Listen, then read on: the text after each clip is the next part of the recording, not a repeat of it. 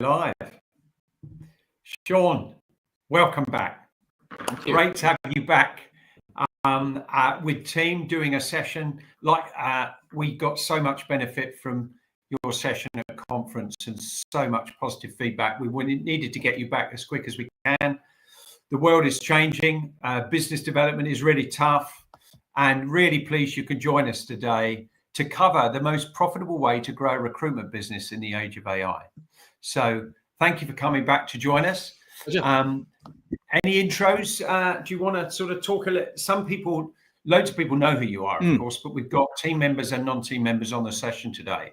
So if you want to give a little overview of you and Hoxo and then jump straight in, you're very welcome. Will do. Well, it's all part of the presentation. I don't know if I can see the chat on the platform we're looking at. So if people can just say hello in the chat function, then I just want to see if I can see it. If not, your team might have to let me know. We'll let you know. We'll let you know anything that comes in, and please feel free to use the comments, folks. If you've got any Q&A for Sean, we're going to run through the presentation and then have some bulk Q&A at the end if you can. If something's really pertinent with what Sean's doing, like I always do, I'll interrupt him for you. But I'm going to try and keep those to the end. Right. So I'm going to come off screen and let you take it away, sir. Great to have you here. Thank you. All right, I've put my presentation on. Lots of hellos coming in now. Jahisha, I've put my presentation on. Can you add it in? I think there you go. Right, cool. There you go. Some familiar faces, names coming through. Hannah Shell, how are you? James Turvo, what's going on, bro? All right, guys. Well, good morning. It sounds like some of you know who I am, but not everyone. So what I'm going to do today is I'm going to walk you through about 30 minutes of a presentation based on what I'm seeing, I'm feeling, I'm experiencing right now in the global recruitment industry. But I'll get into it, right? So today's chat is going to be about, I'm going to do some introductions, as Simon said. I'm going to talk about the landscape. I'm going to give you some steps to get ahead of what's going on. Talk about what some recruiters get wrong and some success stories. And then I will open up. I've got about 45, 50 minutes max. So I'll probably chat for 25, 30 minutes, and then we'll have the similar amount of time for Q&A if people want to use it. So how did I get here? Some of you may have been following me for a long time. Some of you may not know who I am, right? So I started in recruitment in 2011. I joined a company in London called Venquist in 2012, and I was their top recruitment, top contract biller. Did over 700 grand in my third year. Became the the manager of the contract business, and this was my team. Right, we used to stand up, get on the phone, hit power hour of BD, 10 hiring manager calls before 10 a.m.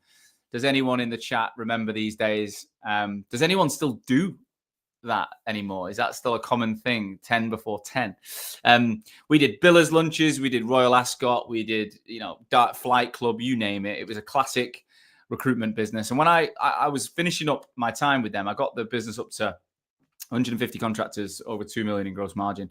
And this was then me getting an award in 2016 for the accolade of reaching 7 figures in my own little team and multiple 7 figures as a team. I look pretty happy there.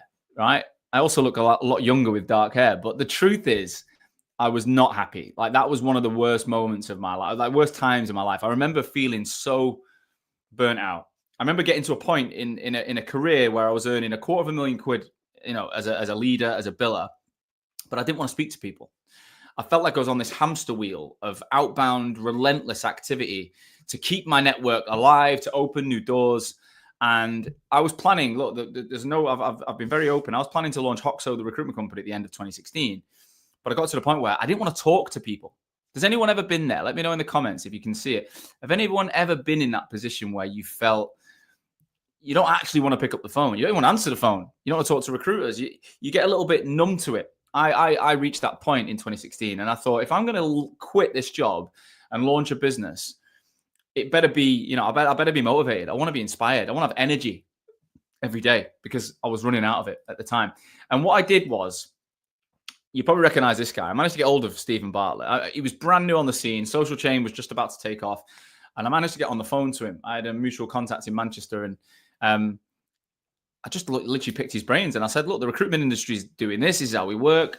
And he was almost laughing at me, like the way in which they were building client bases compared to us was just night and day. I then read a book from this guy called Jab, Jab, Jab, Right Hook from Gary Vee. And I realized in this period that how I was learning from these people online, on YouTube, on social media in 2016, no one in the recruitment industry at the time was doing any of this. No one was putting out content. Content wasn't even a thing, right? So I was like, that's how I'm going to build an agency with energy. I felt, and again, I don't know if the comments are coming through here because I'm not seeing many, but I felt if I got in a room with someone, I was pretty good. I always felt confident with a customer, with a candidate, senior level. I'd win the business. I'd do what I wanted to do. But the energy to get in the room was running out. Whereas these guys were getting in the room digitally all over the world. And I was like, I want to get in the room more. I want to have more opportunities to be in the room with the right people without flogging myself on the phone. And this was 2016 when the world looked very, very different. Okay. Since then, I launched Hoxo, which turned into a marketing agency, is now a training provider to the industry, really to help other businesses not suffer the same issue. I realized no one in the industry was doing it. I wanted to help people. I wanted to impact the global recruitment industry. Since then, I've worked with over 1,000 recruitment companies now. It says it's 700 in the last 5 years, but there's been 1,000 in total. We've built a business ourselves. It says 14. It should say 9. We're actually 9 people now. We were 40 in January 2023. We've done over 2 million in revenue a year. We're going to do just under 3 million this year. We're on track for. I launched a podcast called The RAG Podcast, which some of you may have listened to. I get 35,000 plays a month on average globally. And all of our business comes inbound. But the main bit is I'm happy. I feel energized. I wake up and I feel like I'm working with great people. I'm working with great clients. I'm adding value. My diary is typically full of meetings from people who want to meet me, want to speak to me. And I never feel that burnout feeling I used to feel. So that's me, okay? And what I want to talk to you about today is what I've been learning, right? Because we as a business speak to over 100 recruitment agencies every single week across the world. And the founders that speak to us or come inbound are always wanting similar things. And you're probably thinking about it today yourself, right? I want more candidates. I want more clients. I want to acquire new business. I want a more steady, flow of vacancies. A lot of people are fearful of what's going on in the world and want to future-proof their business. They come to us because they're like, I'm still working how I was working in 1999 or 2008, and it's changing every single day now, never mind every single year. Same barriers. So what am I seeing this year is genuinely across the world, agencies are shrinking. Some of the biggest recruitment companies are publishing declining revenues, declining headcount, but everywhere I'm looking, people are thinking, do I need as many people to serve and deliver the same output as I did in the past? And that's typically driven by the fact that recruitment companies' clients are doing the same thing. They're saying, do we need as many people to serve the customer base we've got? Do we need as many people to deliver the revenue numbers to our shareholders or whatever? Can we do more with AI and technology? Can we streamline? So if there's hesitant clients who are looking at streamlining headcount, that has a knock-on effect on recruiters, and recruitment agencies are not necessarily wanting to carry big costs, big offices, big headcounts. This is just everywhere I speak to people in America, to Australia, it's the same story. But in the process of doing that, recruitment agencies are feeling overwhelmed. Let me know in the comments, have you felt overwhelmed? Like the word AI, is everywhere and it can be a bit too much. It's like, where do I start with this is what people say to me. And when it comes down to it, which is obviously what today's session's all about, is I used to think headcount was like the goal for recruitment. It was always the goal in recruitment conversation. Like, how are you getting on was always, how many people have you got? What's your NFI, what's your top line revenue, and how many staff you got? Nowadays, founders are not that interested. The ones I'm dealing with are not that interested in headcount. It's a vanity game. They're interested in profit. Less than 1% of our industry will ever sell their company, right? Now, I'm not saying it's not possible, but less than 1% will sell. So the 99% aren't going to make a huge payday at the end. They're not going to sail off into the sunset with millions in the bank. But if they focus on profit now, if you focus on profit every single month of every single year, while you're doing the job, and if you enjoy it and you get energy from it, you can earn your exit as opposed to wait for the exit. And that is what I'm seeing. Okay, I can't see the comments come through quick enough from LinkedIn. I don't know if there is any comments, but if you've got any questions, the team guys will alert me to that, right? So just let me know yes or no if any of that resonates with you before I go into the next phase. And Jahisha, let me know, are you getting any comments on LinkedIn? Because I can't see it. Yes or no, do anything I've said resonate with you? so far. All right. So AI is everywhere. It's a buzzword, but what's actually happening? Well, honestly, AI company investment last year exceeded 100 billion, which is 33% of all venture capital investments, right? In January this year, 26 billion, 5.7 billion of 26 billion globally was invested in AI. The money is going there. Whether you like it or not, I'm not here to say I love AI and I want to remove all headcount and humans from everything. I don't. I think it's pretty scary, actually, what might happen in 10 years. But you've got to look at what's happening now. The truth is the money is flowing towards AI. It is. Every business, every person on the planet is thinking, what can I look at?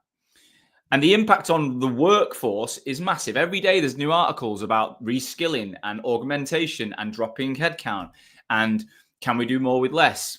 It's literally on every publication, every article. And the global economy is unsure how many jobs that exist today will exist next year, year after. That's just the truth. This is all factual information. But what I really don't like about AI is what people are doing with it, right? Across the world, people are lazy with it right now. They're sending out really crap emails at scale that aren't very personalized, trying to automate tasks from an outbound perspective. This is just a selection of the emails I've had recently. Sean. I get emails every day from companies I don't know, selling me shit I don't need, using AI, they try and pick some nonsense about my life or the rag or something that I've done and try and manufacture a relationship through cold outreach, and it just doesn't work. If I check my Gmail spam filter, 90% of them are caught there. So I'm only getting 10%. And every single one I get, if I don't recognize the company or the brand, put them into spam, block them, they're done for the future. So even if they've got something of value for me in the future, they're not going to get an opportunity because I'm getting rid of them. And again, this is happening everywhere. Every time I speak to founders, they're experiencing the same thing. So your customers are experiencing the same thing. Okay? It's scary how late. So this is what I see happening, right? Right now, generalist agencies are at real risk because AI will be able to do the basic manual work that a lot of big kind of generalist agencies do. I see AI and in-house teams using AI, squeezing out the middle of the market. So the agencies that sell time, that say, look, Mr. Client, I don't really know the candidate, but I'm going to go through a process to find you the right person, and I'll get you the 3 best CVs and all that. I genuinely think they're on borrowed time because in-house teams with AI will be able to do it. Where I see the real opportunities in the niche providers, those specialist, high-touch, people that sell a network. People who say, look, Mr. Client, I already know the market. I've got 30,000 connections on LinkedIn. They reply to me. They come to my newsletter. They attend my events. They listen to my podcast. They are in my community. These are the agencies I work with that are absolutely flying in the age. They're literally growing in the age of AI. So what can you do now? Okay. Well, the first thing is embrace it or get left behind. Do not sit here and bury your head in the sand and think, well, I'm not going to even look at AI because I don't want to engage with it. You have to. If you want to be in business in the next few years, you have to engage with it. Okay. Now, it doesn't have to be an enemy. It can be a time saver. This is a platform that I partner with called Atlas. I don't know if any of you have seen it. It's like the fastest growing recruitment CRM in the world. They are AI first. So they've built it in the last 12 months. Everything's native AI. And the vision within one platform is to, and this is what if you don't use Atlas, you can use different tools to do the same thing, right? You should be looking at every single call or video call you have. There should be a notes transcription happening in the background, right? You should never, ever write a note after a call, through a call, and put it into a CRM again. Like that, it just shouldn't be happening.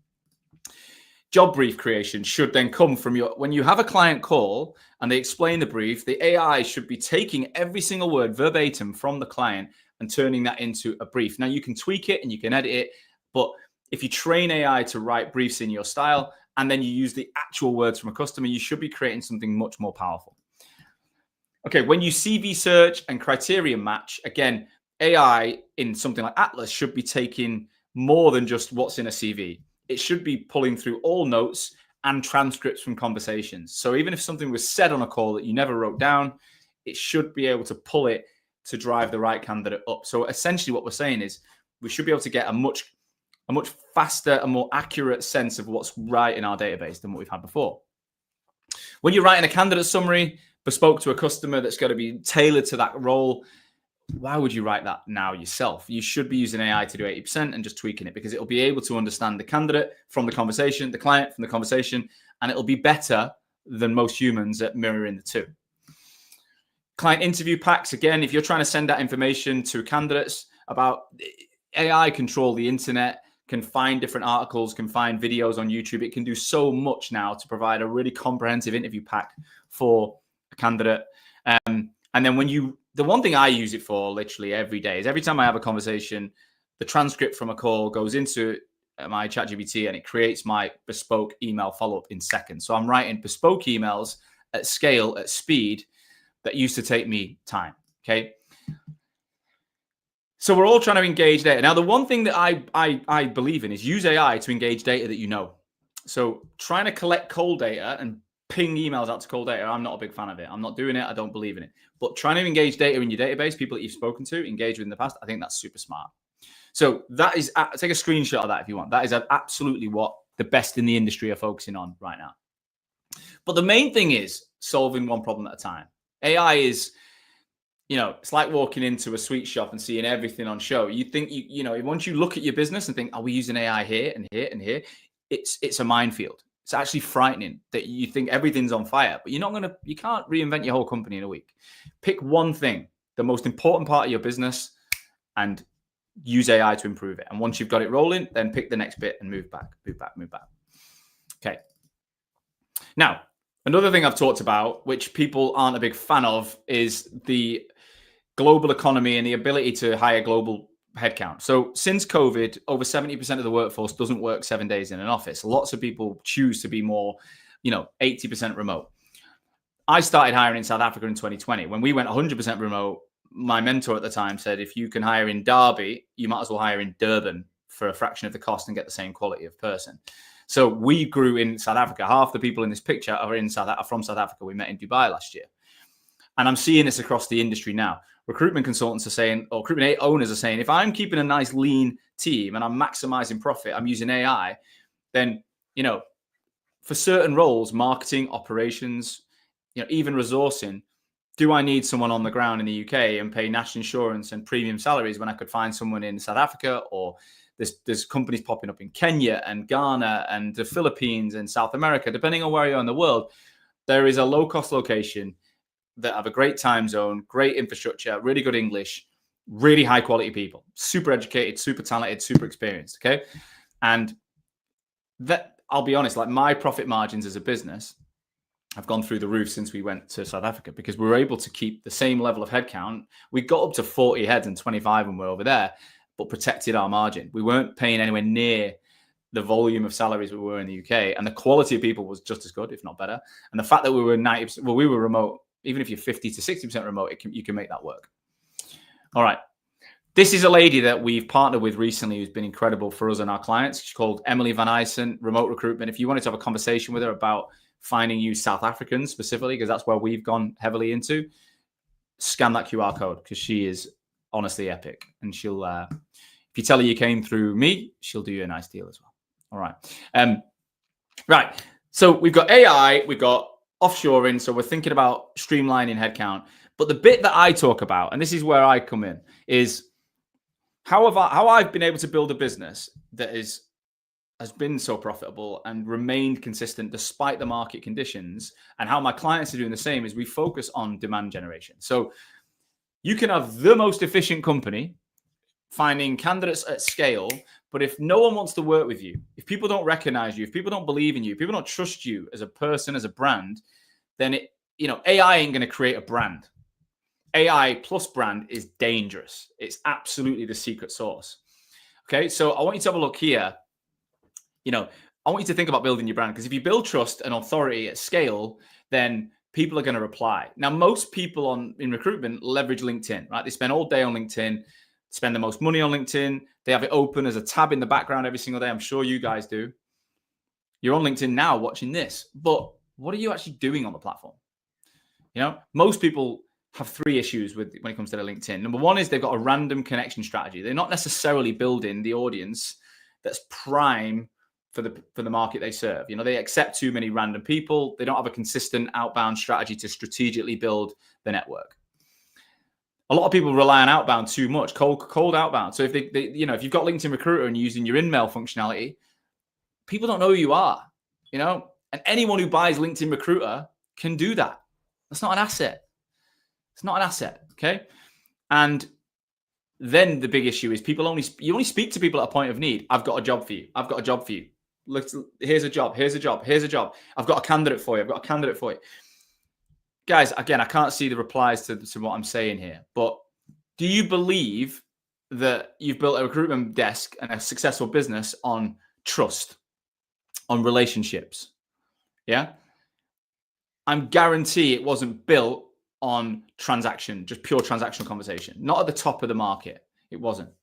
Most people I speak to have built it on relationships, trust, staying in the game. And that's not how they then behave online. Online, they behave transactionally.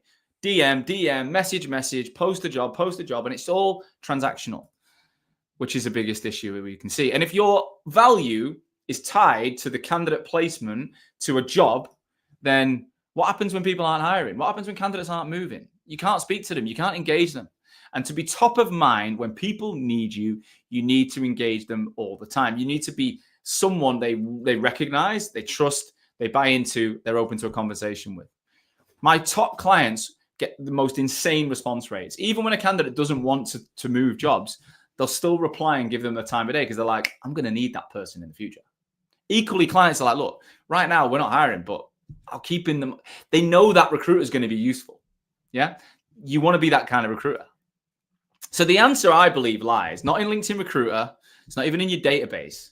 It's in your first degree network. Because if you look at your LinkedIn first degree network, it's a community that you can build. You're allowed 30,000 people in that community. And then you're allowed infinite amount of people to follow, which is like the extension of that community. And that is literally a gold mine. I can't see the comments, but let me know in the chat if I can see. How many connections have you got on LinkedIn? How many first degree connections have you got? What's your first degree network look like? Is it fair to say, looking at your first degree network, that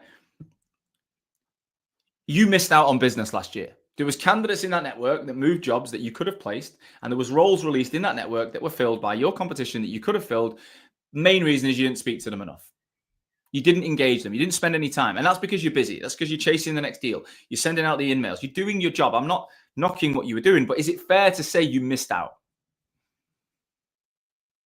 Yeah. If it is, then this is what you need to do. You need to address it, right? So the first thing is keep growing that network. If you're not at 30,000 first degree connections, go and get it. All right. LinkedIn allows you niche down, build the biggest, but the highest quality network you can. Connect meaningfully, not randomly, and go and get the best network you can. The second thing is once you're building it, you need to talk to it.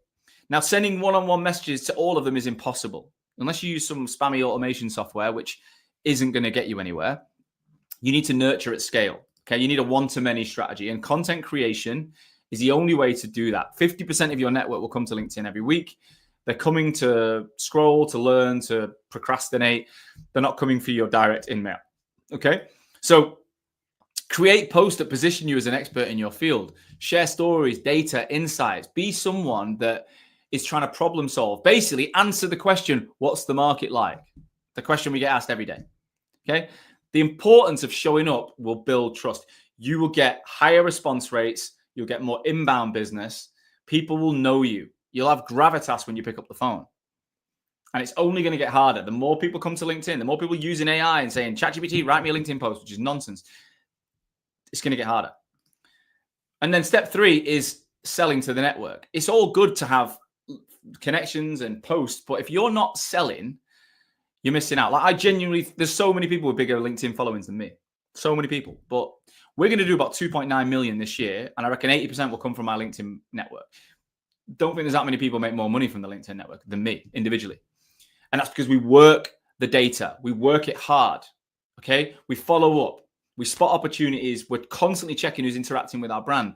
We basically think, look, if you're interacting with me, there's a very good chance you're going to recognize me. I'm going to go and get hold of you. Like, that's the attitude we have. So we stop. I honestly, I advise all my customers to stop relying on outbound BD. Don't mean don't do it, but don't make it your only route to market, because that doesn't build trust. Focus on growing to connect 30,000, producing your content, and following up to people who recognize you. And I promise you, you're going to do better, because like I say, AI without a brand is just noise.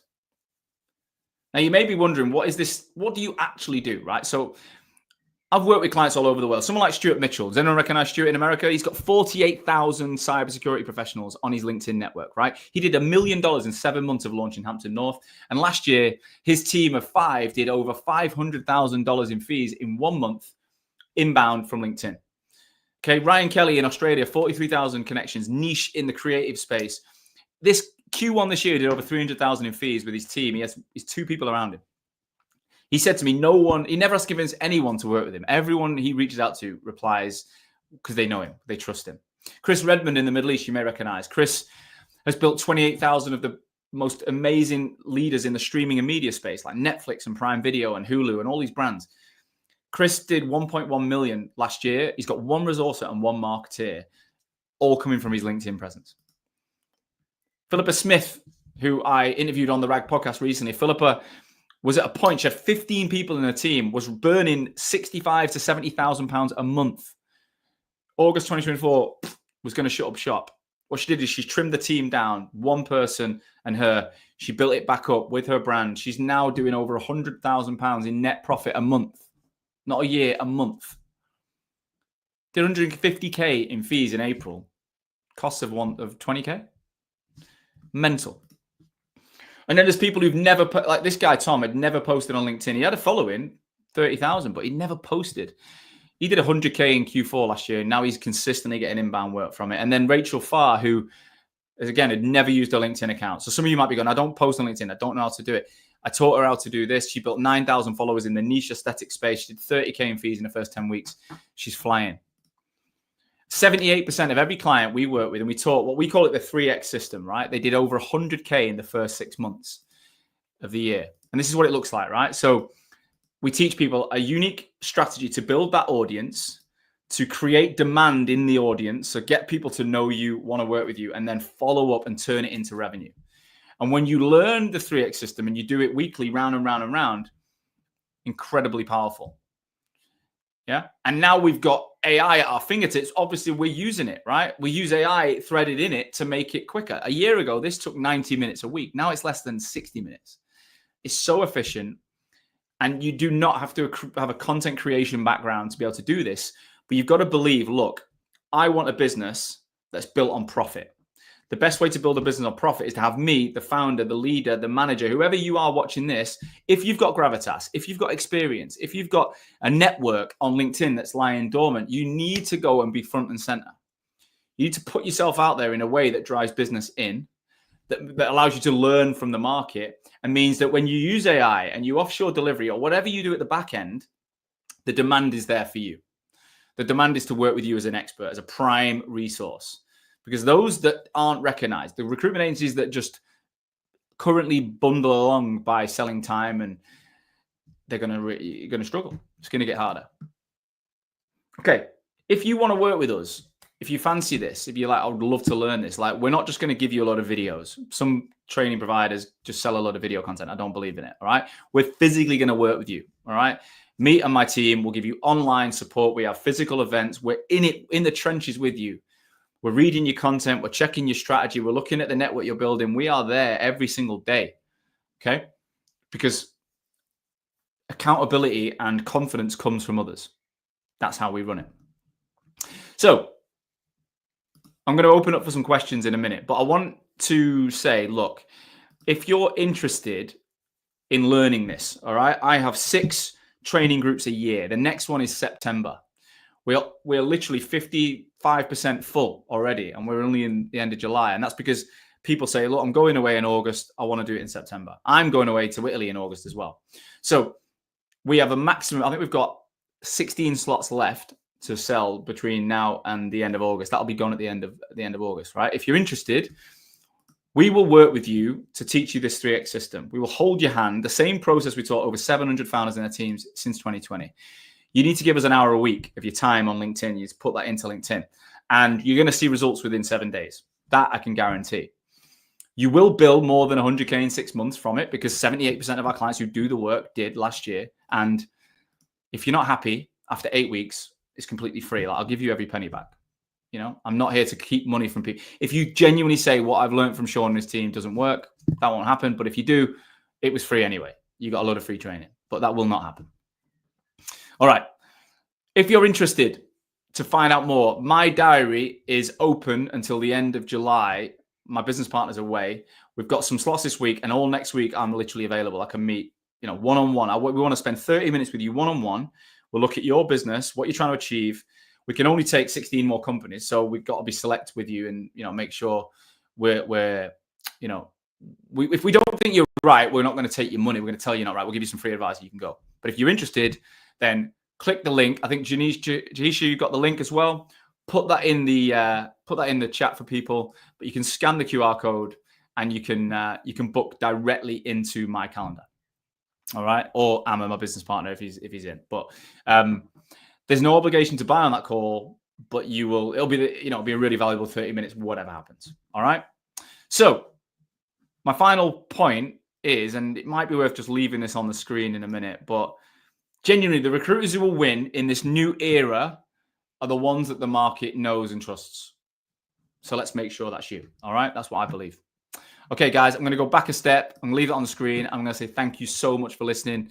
And 30 minutes, bang on. So have we got any opportunity or room for questions? Wow. Thank you very much, Sean. Some absolute gold dust in there. I've personally got a couple of questions, and I'd love to see some more from our attendees. Let's say, take me, I'm an old timer. Yep. I've been doing old-fashioned BD, 10 before 10, with my team every morning, not worried too much, using LinkedIn to post jobs and directly target candidates. How do I start? What tips and what would be good for week 1 versus week 4 versus week 8? If you know, yeah. If I don't join this session, but you can give me a couple of tips to say. Yeah, sure. So look, in essence, when it comes to your content and your brand, like, it should be you. Like, it should reflect you. So what I'm not here to say is go to LinkedIn and become this guy or girl that you're not, right? So, and the good thing is, if you're an old timer and you've been on the phones for years and you've got all these networks, you've got so much in there. You've got incredible value. You've got gold dust, as you said, I've got, that you've been sharing on the phone for years. So the first thing I would say is go to LinkedIn and share what you're saying on the phone. Don't overcomplicate it. Yeah. Now, there's a way in which we can help you do that. Like, that's what we teach you. But in the simplest format, don't overcomplicate it. If it was something you would say on the phone, say it on LinkedIn. Like, I've got a golden rule. If you look at my LinkedIn, anything that is written or said, I would be prepared to back up on a phone call. Yeah.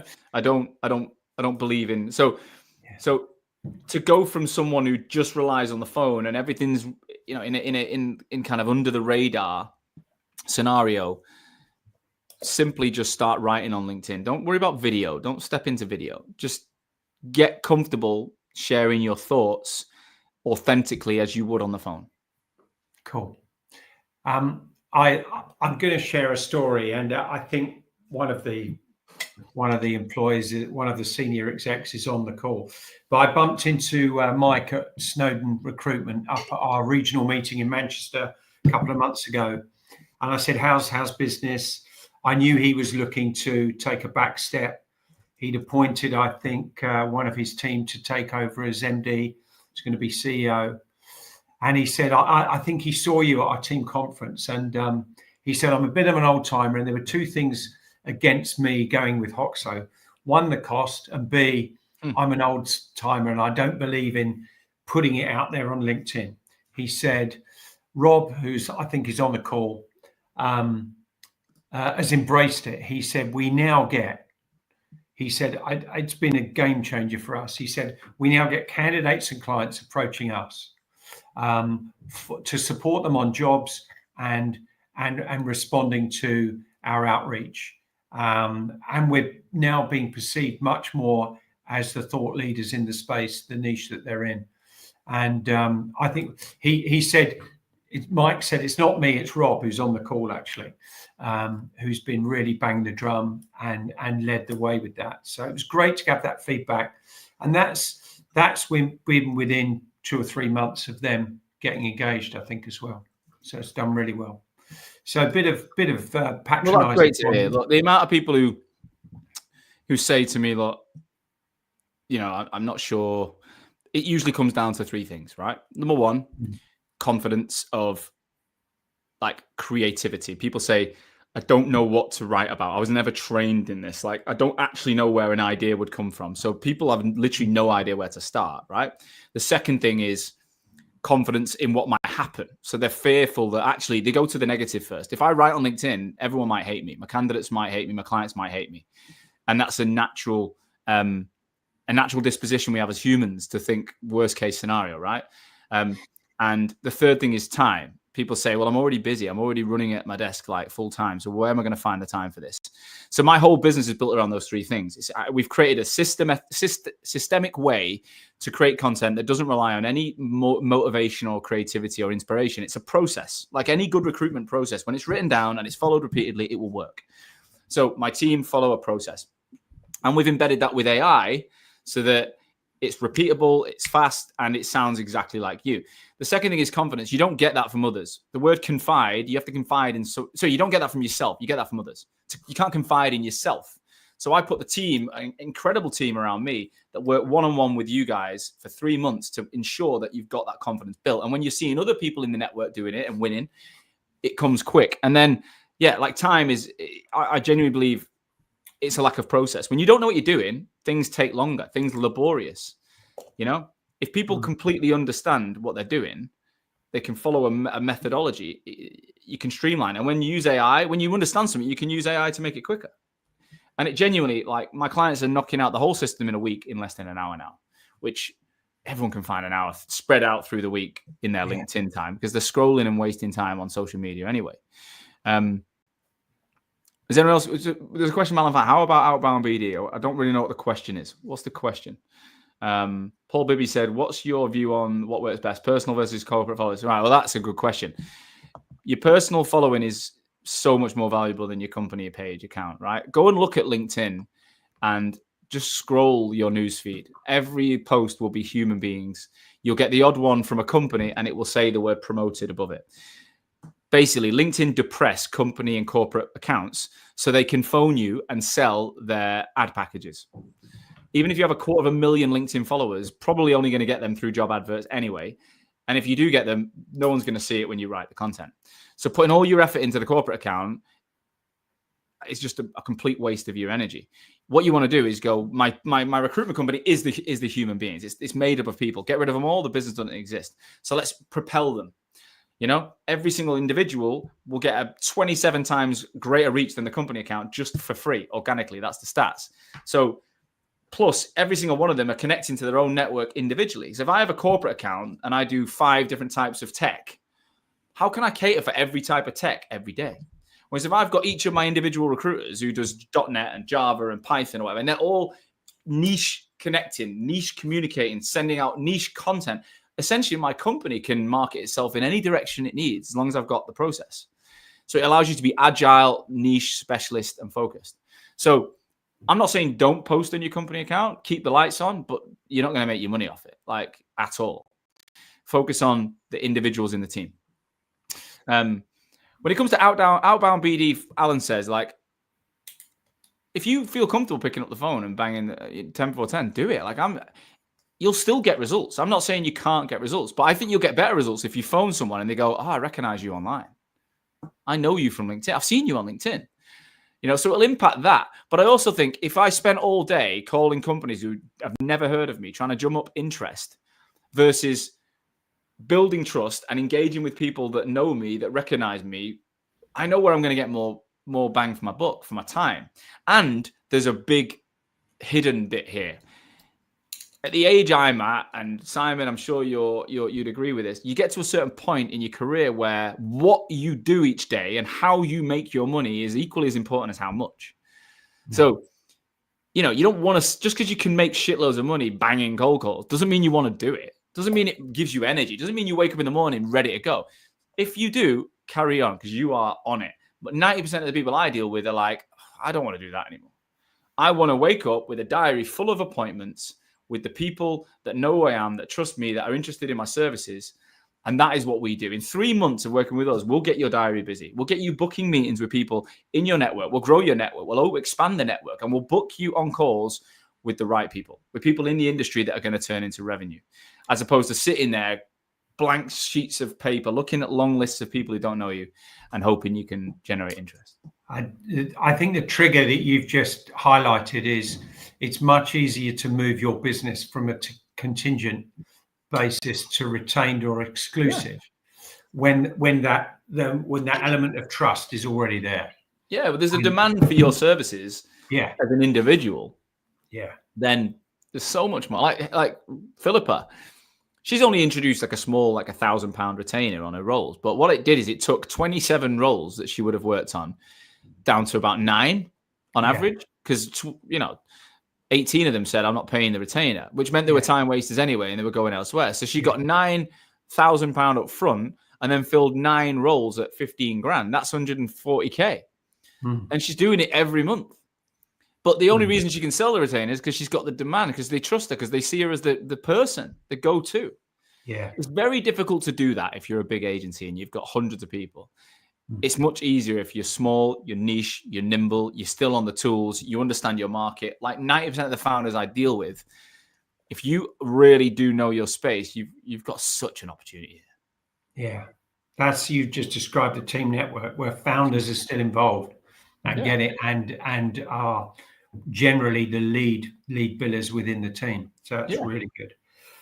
Any more questions, folks, before this wonderful man's got to get in a car and go and see some clients? So I don't want to hold him up too much, but thank you, Sean.